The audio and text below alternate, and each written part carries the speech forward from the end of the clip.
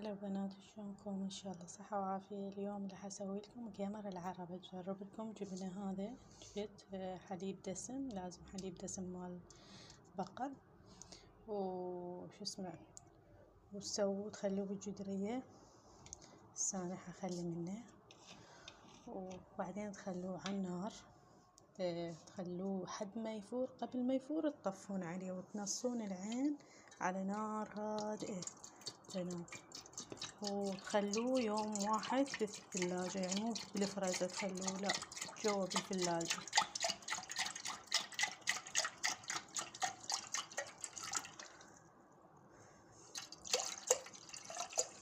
ويبقى من عنده بنات هالقد كمية. شوفوا ايش قد بقت منه. هذا شو حسوي؟ حقبقه مع بنات.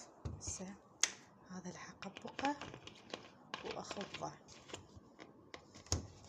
واللي يبقى منه من تطلعون القمر من يعني تسووه، اللي يبقى منه لازم نخبه هيك. اللي يبقى منه اذا تطلعون القمر تخلصون ثاني يوم عادي ما تذبوا الحليب، تسووه خاطر تقدرون لبن، يعني ما احنا نسميه خاطر. خبه زين هيك تسوي بيه شلون الوغرة، وغف. هو هذا الوغف راح يصير قشطة، يصير قمر من يفور يظل. هو هذا اللي تستفاد منه البنات. انا بتأكيد اصور لكم بس اشوفكم هاي طريقتي اني البنات. شلون وغف عندي، وانا اريده هيك. عشان هسه خليه على النار يعني مو كلش حيل عالية، لازم نظل نراقب بيه بنات. خليه هسه بنات اظل اراقب بيه حد ما يفور. لازم انا اطفي، يعني مو اطفي، انصيه نار هادئة. تخلوه قبل ما يفور، خلوه على نار هادئة ساعتين يظل على النار. برا الساعتين تخلوه حد ما يبرد، وبعدين تخلوه بالثلاجة، مو بالفريز، بالثلاجة. ثاني يوم تقدرون تطلعون القمر واشوفكم عود النتيجة. هسه لازم اظل اراقبه حد ما يفور. اكمل شغلي وهاي، وبين ما اشوفكم يعني فما اظل. انا احب من اسوي شغلة احب اخلص الشغلة الثانية وهون.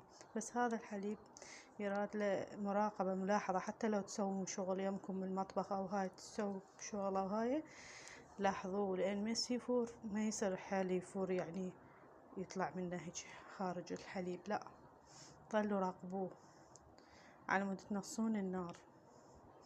زين بنات، اكمل وارجع لكم. بنات انا سويت القمر بدون قشطة ولا نشا ولا اي شي اضافة، بس حليب مجرد فورته. هسه بس يفور. قبل ما يفور هيك يصعد لازم ننص العين، يظل ساعتين.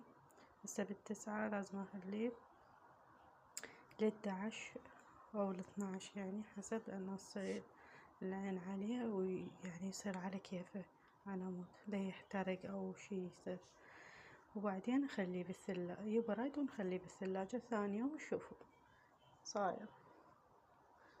زين بنات،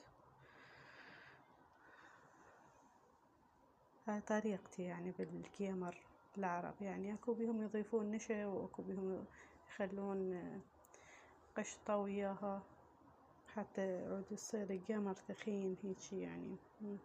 بس اني حسوي بدون اضافات اي شي، بس حليب. نشوف بين مفور وهاي وارجع لكم. بنات لا تنسون قبل ما شو اسمه كل شي تخلولي لايك وتفعيل الجرس، حتى كل شي يوصلكم جديد اللي انشره اني. ماشي حبيباتي بنات؟ بعد ما فار عندي يعني وصل حد اللي هنا، حد الخط، نصيت على نار هادئة. شوف بنات، يعني بحيث هيجي حيل هادئة، يعني عمود على راح يظل شو اسمه ساعتين، بقى شي ساعتين بنات. شو اسمه بعد ناصية، وتخليه تخلوه يبرد عالطباخ، من ورا ما يصير ساعتين تخلوه بالثلاجة ثاني يوم، طلعوه شوفون قيمة النتيجة مالته. ماشي بنات، حروح هسه اني بما كملت، هو باعتبار كملته هسه اني خليته يعني حيظل على هادئة وخليه. وارجع لكم بعد. نسيت اقول لكم بعد ما يظل ساعتين على النار هادئة برا مفار، يعني قريب ما يفور، تخلوه على النار هادئة وبعدين تخلوه على صفحة يعني بدون نار يبرد. برا ساعتين يبرد، بعدين تخلوه بالثلاجة اللي جوا، واشوفكم النتيجة بعد ما يصير ثاني يوم. ماشي بنات، صباح الخير وصباح العافية عليكم. وقعدت الصبح وشفت القمر سويته وطلع بهذا الشكل بنات، ولا أروع منه. جربوها الوصفة وإذا تحبون تخلوا يومين بعد أكثر يصيروا هاي، بس أنا ما تحملت لأن كنت كلش مشتهي القمر. يا لا تنسون اللايك ودعم القناة. مع ألف سلامة بنات.